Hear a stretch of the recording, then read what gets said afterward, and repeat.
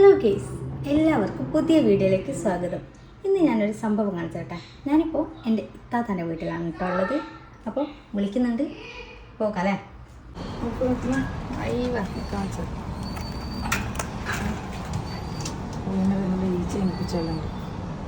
കണ്ടോ, മുട്ട വിരിഞ്ഞതാണ്.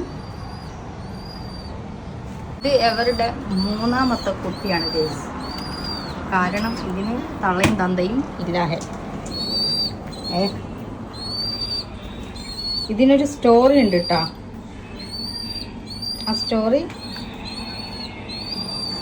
പാല് കൊടുത്തുകൊണ്ട് ഇവള് പറയുന്നതായിരിക്കും.